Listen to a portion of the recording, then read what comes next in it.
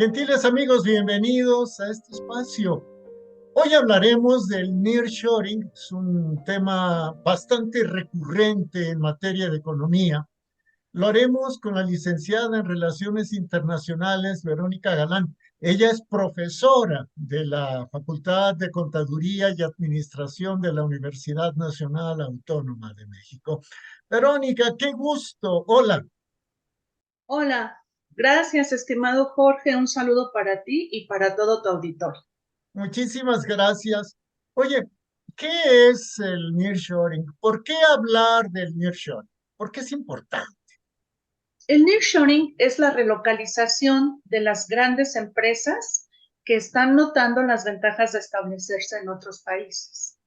Hoy en día, ese tema es muy relevante por todo lo que implica para la economía de mercado, para el comercio internacional e incluso para la economía y crecimiento de los países involucrados. ¿En dónde ubicamos el foco de las empresas que buscan la relocalización?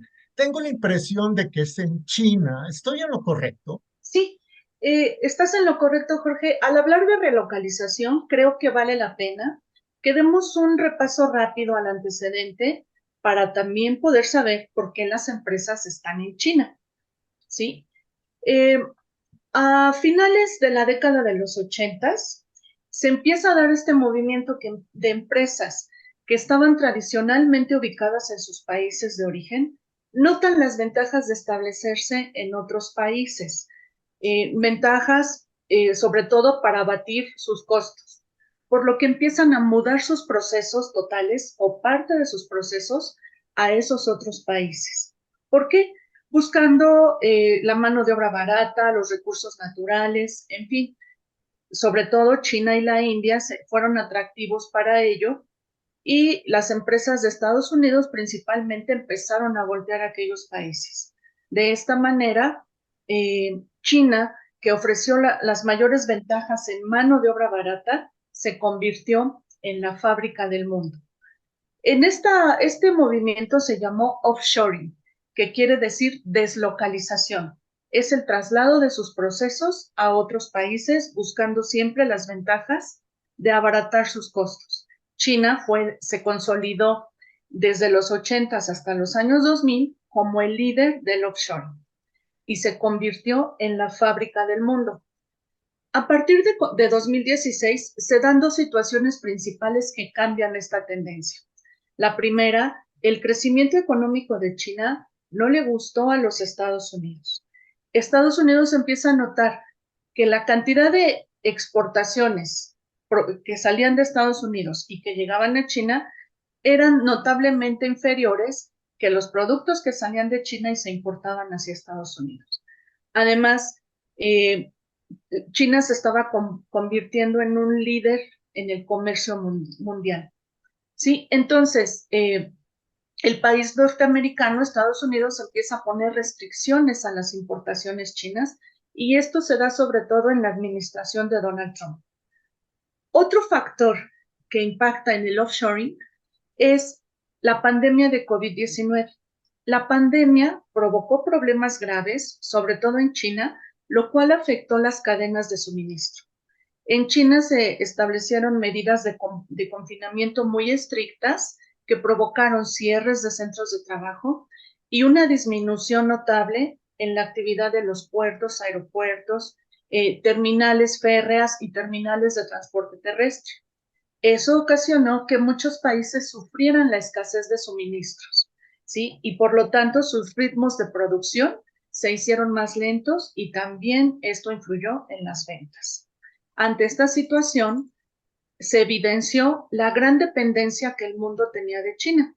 Yo creo que todos supimos esa noticia de que todavía hasta nuestros días, si vamos a una agencia de autos a comprar un auto nuevo, lo pagamos, hacemos el trato, en fin, pero nos ponen en una espera de 2 meses porque no hay chips. Entonces, esas son las consecuencias de que las empresas estaban implantadas en China y los trastornos que se dieron en las cadenas de suministro.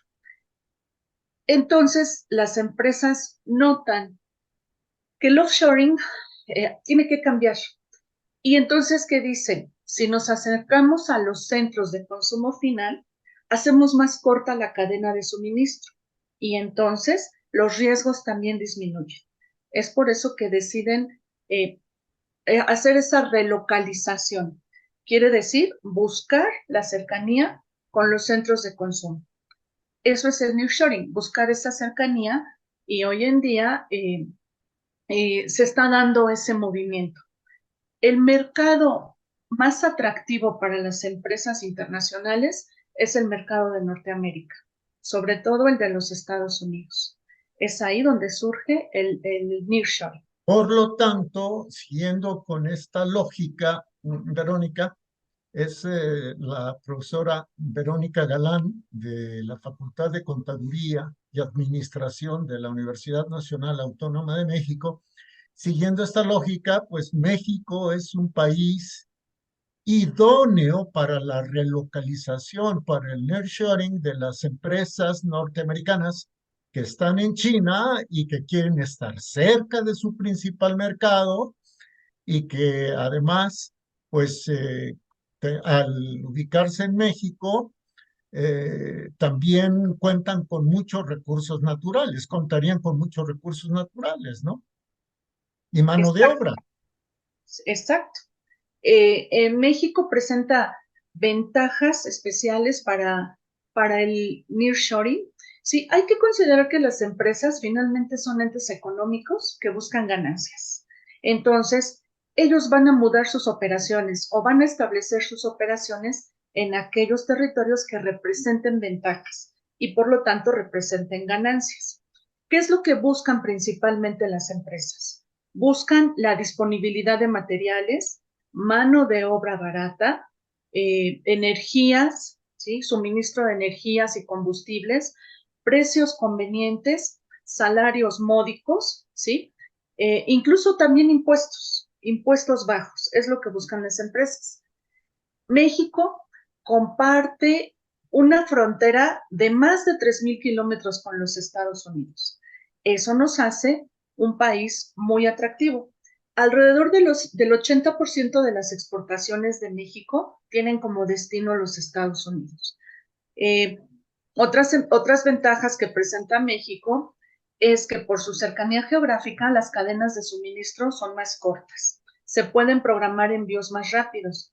Además, al compartir zonas horarias con la mayor parte de los territorios de Estados Unidos, podemos coordinar operaciones en ambos territorios. Esto ya se está viendo a partir de 2022. Se nota un incremento de la inversión extranjera en nuestro país. Creo que todos hemos escuchado que Tesla va a construir una armadora en Nuevo León. Fue muy comentado, ¿sí? Va a invertir 5,000 millones de dólares en esta armadora, ¿sí? Hemos escuchado también que BMW se va a expandir su planta en San Luis Potosí y va a invertir más de 800 millones de dólares. Empresas electrónicas de origen taiwanés también están buscando establecerse en México y se piensa que van a invertir 2,000 millones de dólares en Ciudad Juárez y Chihuahua sobre todo, para mejorar su producción de computadoras, teléfonos celulares y para el ensamble de semiconductores. Como estos casos, podemos mencionar varias empresas que están llegando a nuestro país porque notan esas ventajas que tiene México dentro de esta tendencia. Verónica, ¿qué papel juega la actual administración, el actual gobierno que encabeza el presidente Andrés Manuel López Obrador en este boom del nearshoring? Yo considero que las políticas que está implementando el gobierno en el ámbito federal no están aprovechando todo el potencial de beneficios que podría traernos que podría generar el nearshoring para nuestro país. Existen aspectos que desalientan la inversión, ¿sí? Por ejemplo, las limitaciones a la inversión privada en el sector energético, ¿sí? Eso es un desaliento para las empresas. Aparte de la mala imagen que da sobre la seguridad de sus inversiones. Hay cierta incertidumbre porque se cree que la generación de energía eléctrica, y no solo la generación, la distribución de energía eléctrica no va a rendir para que las empresas cuenten con la energía permanente, constante, que van a necesitar. Las controversias en materia energética y de maíz transgénico que se han presentado en el marco del Tratado de Libre Comercio. Todos sabemos que, bueno, creo que es una noticia en estos días que ya nos vamos a ir a un panel de controversia con Estados Unidos por el asunto del maíz transgénico, que por cierto, y me salgo un poquito del tema, parece ser que no llevamos todas las de ganar. Pero bueno, la inseguridad. La inseguridad se ve en robos de mercancías en las carreteras, en las vías férreas y sobre todo en el llamado cobro de piso. Los empresarios están siendo extorsionados y eso es algo que desalienta. En nuestro país también hace falta un marco jurídico confiable. Esto es, que las empresas tengan los instrumentos jurídicos, la certeza de que su inversión no se va a ver afectada, no van a perder la inversión, ni va a ser dañada por el capricho de alguna autoridad, ¿sí? Deben tener esa certeza. Son estos aspectos los que están provocando que no aprovechemos el nearshoring con todo su potencial. Creo que el hecho de que las autoridades vean a los empresarios como los enemigos, creo que es algo que también desalienta. Creo que tenemos que quitarnos de eso y ver que con los empresarios podemos trabajar de la mano para aprovechar este nearshoring. La mala noticia, perdón, es que no vemos un proyecto claro para abatir esta situación, para abatir estas deficiencias. Hasta ahorita no tenemos un proyecto claro.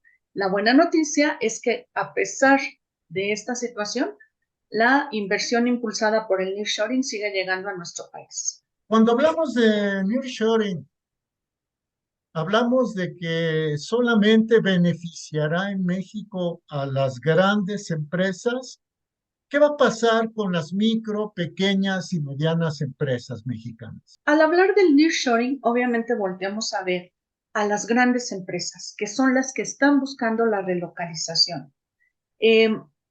Pero no quiere decir que los beneficios del nearshoring se van a quedar en esas empresas.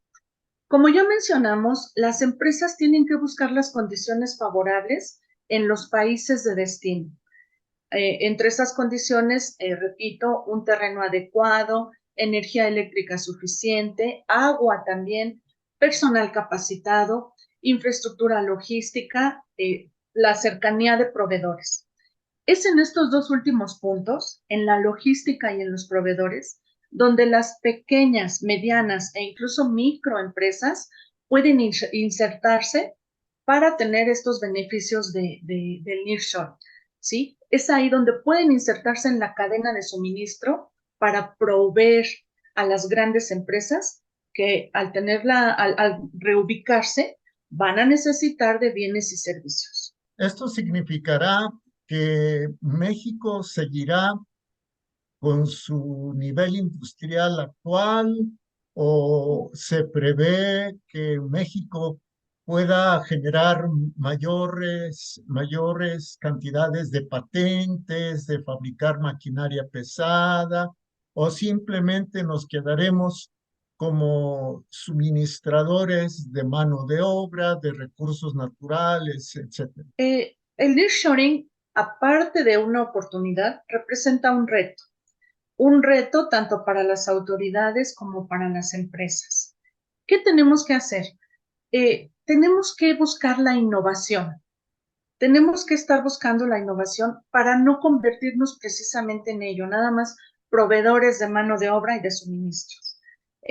Tenemos que formar cuadros preparados y para que ese nearshoring también de alguna manera potencie la investigación, la creación de nuevos productos, de nuevos servicios y por lo tanto de nuevas empresas. Las empresas deben prepararse para aprovechar estas oportunidades que ya están en el entorno. Deben potenciar sus capacidades, deben organizarse, gestionarse de manera disciplinada, deben proyectar confianza y hacerse visibles, ¿sí? Deben proyectar que sus decisiones se toman de una manera racional, no por capricho. Deben establecer procesos productivos ordenados y adecuados para poder cumplir, para asegurar el cumplimiento de sus compromisos en tiempo y forma.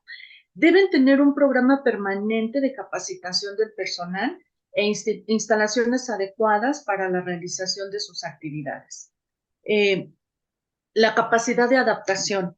El entorno es cambiante. Las empresas actúan en un entorno lleno de incertidumbre. Entonces, todas las empresas, incluyendo micro, pequeñas, medianas y grandes empresas, deben estar pendientes de su entorno para poder adaptarse, para poder estar innovando y adaptarse y estar en el entorno de manera competitiva. Y suena bastante lógico. Nos hablabas, Verónica, también del papel que juegan las autoridades en sus distintos niveles, el federal, el estatal y el municipal. Yo simplemente, y perdón por mencionar así, hablar en primera persona, pero pues el año que viene tendremos elecciones y por lo tanto, si así como a la empresa le toca innovar, adecuarse a las realidades, también las autoridades que lleguen tanto al legislativo como al ejecutivo deben de propiciar un ambiente de colaboración y de confianza, porque si no, las inversiones que hasta ahora llegan a nuestro país se pueden ir. Sí, si no generamos esa certidumbre, sí, se pueden ir las inversiones. En esto tienes mucha razón, estimado Jorge, es un esfuerzo compartido. No quiere decir que le toca solamente a la gestión pública o a los empresarios. Tenemos que coordinar esfuerzos. Y en este caso creo que tanto el gobierno debe acercarse a las empresas como las empresas deben buscar acercarse a autoridades locales, regionales, federales, para aprovechar esta oportunidad y trabajar de manera conjunta. Eh, el nearshoring es una gran oportunidad, eh, aunque también significa un reto. Ya mencionamos los beneficios que presenta nuestro país, cercanía con Estados Unidos, y creo que no había mencionado, tenemos un tratado de libre comercio firmado con América del Norte, que esa es una ventaja más que tiene nuestro país. Pero no quiere decir que en automático las empresas nos van a voltear a ver y se van a implantar en nuestro país. Las empresas siempre van a buscar ventajas y abaratar sus costos. Entonces, nosotros, aparte de la cercanía geográfica del Tratado de Libre Comercio, eh, hemos establecido en una relación que ya lleva tantos años, una relación comercial con los Estados Unidos, donde ya tenemos lazos sólidos eh, y que nos hace interdependientes, porque en esta relación comercial ni México depende enteramente de Estados Unidos, ni Estados Unidos depende enteramente de México. Tenemos una interdependencia. Nosotros debemos fomentar esos lazos. La siguiente administración debe fortalecer esos lazos comerciales que hemos establecido. Debemos también enfocar esfuerzos en modernizar la infraestructura clave, como puertos, aeropuertos, carreteras y parques industriales. Debemos pensar a lo grande y ver como estos centros como una sede para el comercio, como un lugar donde pueden llegar grandes cantidades, salir grandes cantidades de mercancías, por ejemplo. Debemos mejorar la conectividad digital. La red más actual que tenemos hoy en día en el mundo es la 5G, pero no olvidemos que esto va evolucionando y en materia digital debemos tener una actualización permanente. Otro reto para la siguiente administración es asegurar la generación eficiente de energía eléctrica, la generación suficiente y la distribución eficiente. Porque no olvidemos que en materia de energía eléctrica, un paso es la generación y otro paso es la distribución. Esos dos aspectos tenemos que fortalecerlos para que las empresas tengan la certeza de que van a contar con energía limpia y estable. Otro reto, abatir la inseguridad.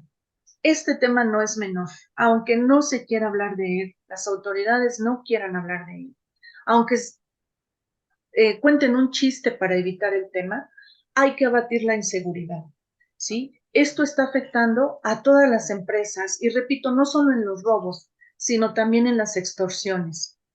Eh, Hay que procurar la formación de personal con capacidades técnicas y tecnológicas y gerenciales, porque las grandes empresas van a demandar este personal.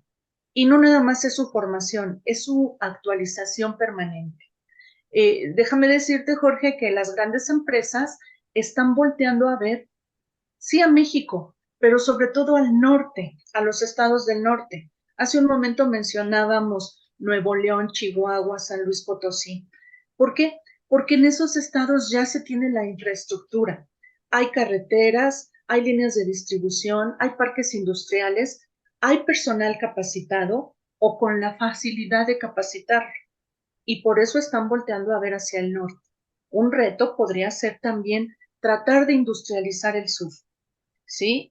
Tratar de industrializar el sur sin olvidar que, que hay que industrializarlo, no aplicar la misma fórmula que aplicamos en el norte, sino establecer y crear la propia fórmula del sur con las condiciones que se requieran de acuerdo con la cultura del sureste.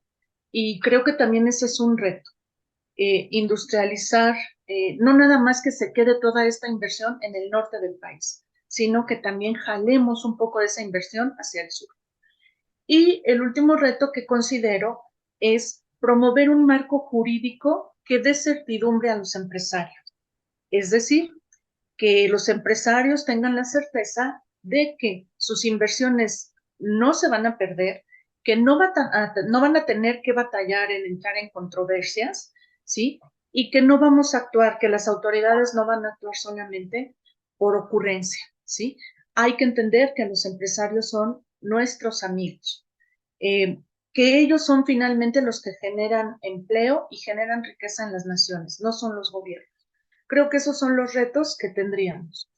Has hecho, Verónica, un análisis muy puntual en estos pocos minutos.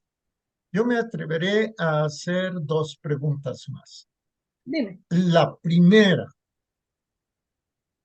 ¿qué tipo de empleo será demandado por las empresas que se vengan a México? Es decir, ¿precisarán de personal altamente calificado o los empleos que ofrecerán serán empleos, perdón que lo diga así, pero mal pagados? No, los empleos que van a buscar las empresas son de todos los niveles.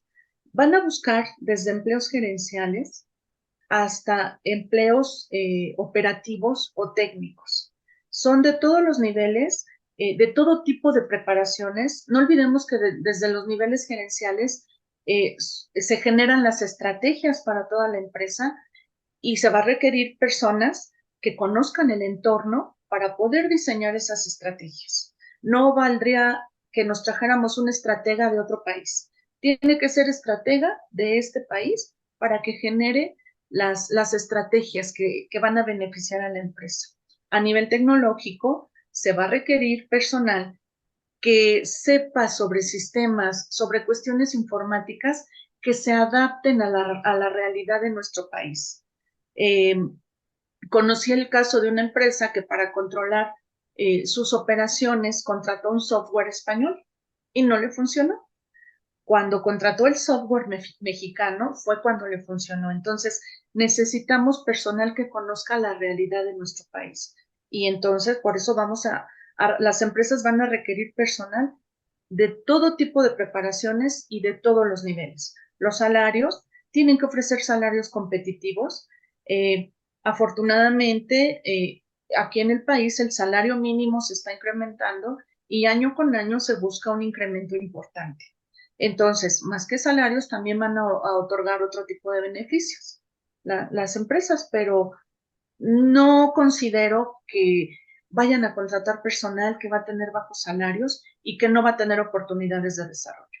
Estas empresas están generando ya las oportunidades de desarrollo. Pero sí México sí está formando al personal necesario, al personal que requerirán las empresas que se relocalicen.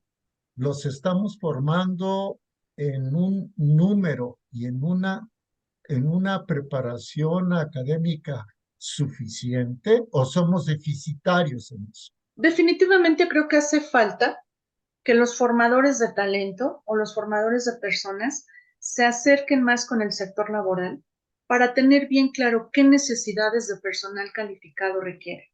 Sí hace falta esa vinculación entre el sector académico y el sector laboral para poder ofrecer, para que los egresados de las universidades o de las escuelas, de los tecnológicos, en fin, tengan la capacitación, las habilidades que van a requerir los empleadores. Creo que en eso sí tenemos un déficit y hay que fortalecer esa relación, ese vínculo. Correcto. Para concluir, Verónica, para concluir, si México no lleva a cabo todo lo que tiene que hacer, que ya lo especificaste, ¿qué va a hacer de él en el futuro? En el futuro inmediato, inmediato. Como mencioné hace un momento, no debemos pensar que por las ventajas que presenta México, en automático las empresas van a llegar. Las empresas van a analizar qué es lo que les conviene. Si no trabajamos en darles un escenario que garantice su inversión, un escenario en el que las empresas confíen que van a generar ganancias, las empresas se pueden ir. No somos, somos el país que presenta más ventajas, pero no somos el único que presenta ventajas. Están los países de Centroamérica, que si se ponen las pilas y si generan un entorno más amable para las empresas, digo, ya no es tanta la distancia geográfica de Centroamérica a Estados Unidos como lo era de China a Estados Unidos. En inversión extranjera, nosotros a nivel mundial tenemos el lugar 15 en inversión. Países como Vietnam, por ejemplo, están adelante de nosotros. Quiere decir que Vietnam está haciendo lo que nosotros nos falta todavía hacer. ¿Sí? Entonces, yo creo que sí podrían irse las empresas, no todas, pero que si no trabajamos en estos aspectos, no vamos a poder aprovechar el nearshoring en todo su potencial. No vamos a poder maximizar los beneficios de esta tendencia. Y eso significaría que México se quede como importador, sobre todo como un país importador. Bueno, nuestra balanza comercial últimamente está muy nivelada. El nivel de importaciones y exportaciones está nivelado, pero creo que nos quedaríamos igual en el lugar 15 de inversión extranjera y con importaciones y exportaciones niveladas. Yo creo que nos quedaríamos igual porque las empresas que decidieran relocalizarse y voltear hacia México no significarían ese boom que se está esperando. Entonces, quedaríamos igual, ¿sí? Creo que hace falta que aprovechemos, que trabajemos, porque también en el día a día de nosotros se van a ver los beneficios de nearshoring, sobre todo por la creación de empleos. La creación de empleos es algo básico y eso es lo que nosotros vamos a ver en nuestro día a día. Entonces, sí debemos trabajar para aprovechar todo el potencial de oportunidades que trae el nearshoring. Muy bien, Verónica, muchísimas gracias por esta primera explicación que nos das de temas económicos, en este caso de la relocalización del nearshoring. Ojalá y que de manera recurrente podamos encontrarnos a través, por ejemplo, de este tipo de entrevistas vía internet y que pues todos esos temas que son básicos para nuestra gente que anhela trabajo, que anhela que la pobreza disminuya, que aumente el poder adquisitivo, que se mejore la calidad de vida, pues que nos sigas ilustrando, que nos sigas llevando de la mano y la verdad es que será un placer. Gracias a ti, Jorge, por la oportunidad que me das, por este espacio que me abres. Y claro que sí, estamos presentes para seguir hablando del tema. Muchas gracias. Al contrario, muchísimas gracias. Ha sido la licenciada Verónica Galán. Ella es licenciada en Relaciones Internacionales, profesora en la Facultad de Contaduría y Administración de la Universidad Nacional Autónoma de México. Ha sido un placer también contactar nuevamente con ustedes. Si tienen preguntas, si tienen dudas, les dejamos aquí abajo nuestro correo electrónico o bien escríbanos pues en los espacios destinados por las plataformas que sus servidores utilizan para que nos dejen sus preguntas, sus inquietudes. Nos vemos muy pronto. Cuídense mucho. Gracias. Hasta pronto.